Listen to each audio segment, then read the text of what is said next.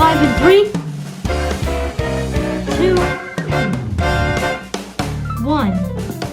Let's go live! Hello, and welcome to a special St. Patrick's Day edition of Blake's Kitchen. Blake's Kitchen teams celebrity chefs with wish kids like me to bring you delicious recipes and taste some fantastic food. Cooking brings us all together, and we are so glad you can join us here in Blake's Kitchen. Today we have Chef Terranova joining us to bake up some delicious treats. Hi, Chef, what's cooking? Hi, Ellie. How are you? Thank you for that great introduction. You're a pro at this. This is so nice. Okay, we're going to make, because St. Patrick's Day is coming, and we're going to make one of the favorite recipes that people like, other than corned beef and cabbage.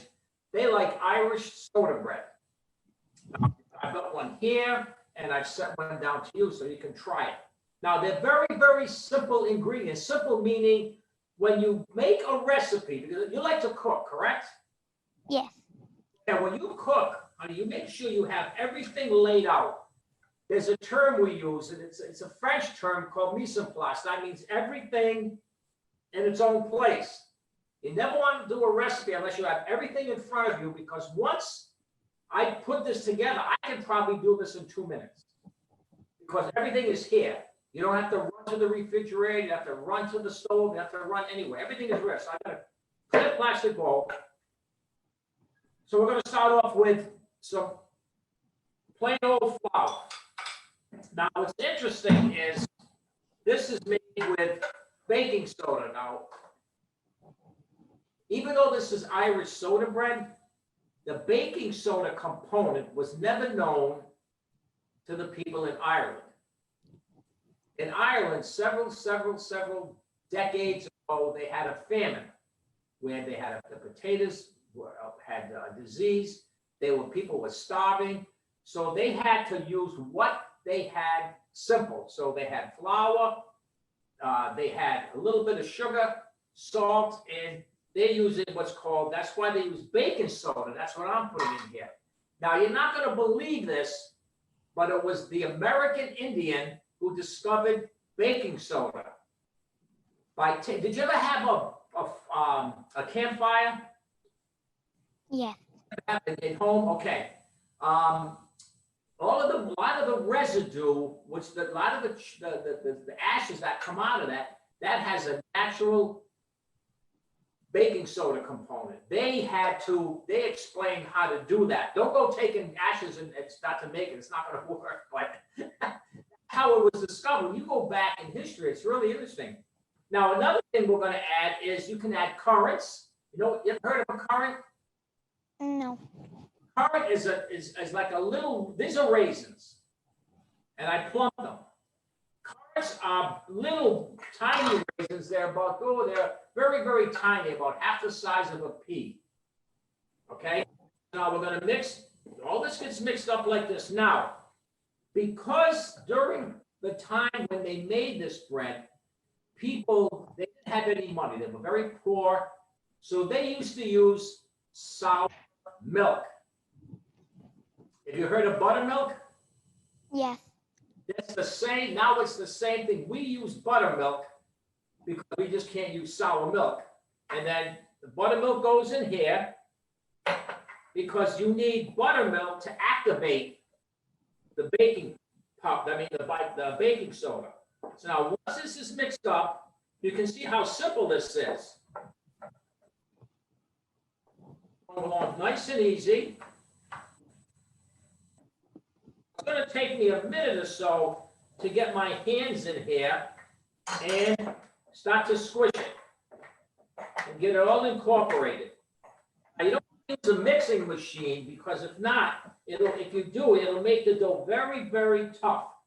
So that's what I'm doing. I'm just kind of kneading it in, and once I get it until I get a nice ball, watch what I'm going to do. Now, when you ever make a dough like this, you should let it rest. You ever worked with dough before? Yeah. Okay, when you work with dough, you should always let it rest a couple of minutes so the dough can absorb all of the moisture in the flour. Okay, now once this is set, did you ever use pan spray? Yeah. Okay, let me show you a trick. People spray everywhere.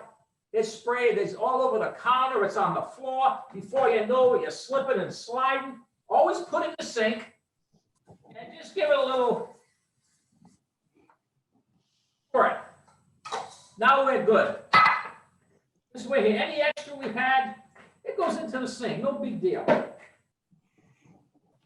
Okay, now once I have this dough shaped, I'm gonna put it in here, you get rid of this. Now, here's where the fun begins. You want to shape it.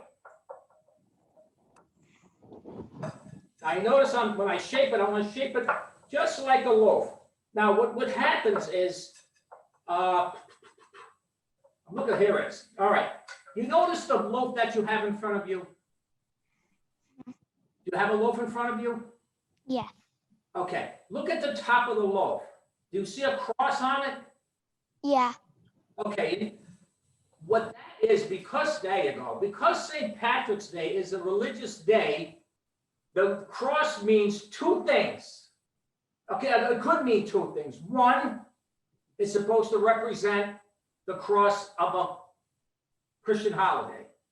Or, when you make the cross, guess what else they think?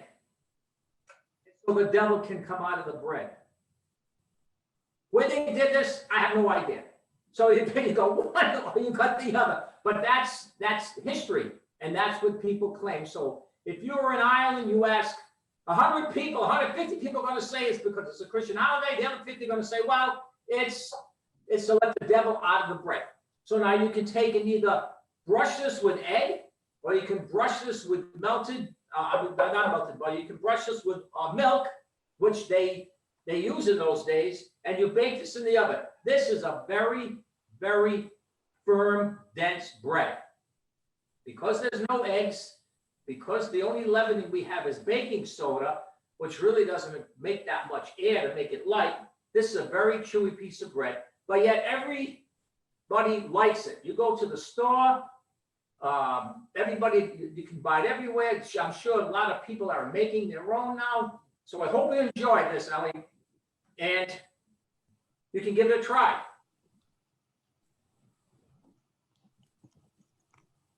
You like the raisins? Now, you don't have to put raisins in there, but it's always nice to put them in.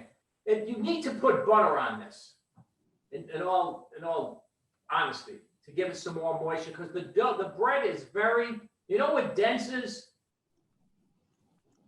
Dense means it's very thick, okay? And it's not like, you ever have a Twinkie? Mm-hmm. Okay, now it's not like a Twinkie. I mean, this is very, very dense. And this is eaten, they actually take this and they have this with tea. They don't technically eat it with dinner. It's used as like an afternoon tea type thing, Irish soda bread. Actually, they have it all the time. We over here in our society, our country, we do this for St. Patrick's Day. Once St. Patrick's Day is over, you won't be able to see this in the store so much. Wow, these look delicious. Where can people get these ingredients? Oh, every supermarket on the planet has it. Flour, baking soda, salt, a little bit of sugar, and buttermilk. If you don't have buttermilk, you can use regular milk. But buttermilk, you need to activate the baking soda, so that's why you need a little bit of sourness in the milk. Today's recipe can be found on Facebook, and soon you can find all Blake's Kitchen recipes on our website.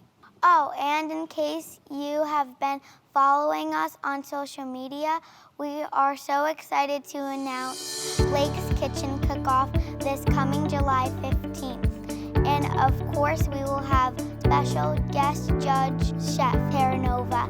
Thank you, Chef. Tune in next month for another amazing recipe. I'm looking forward to working with you.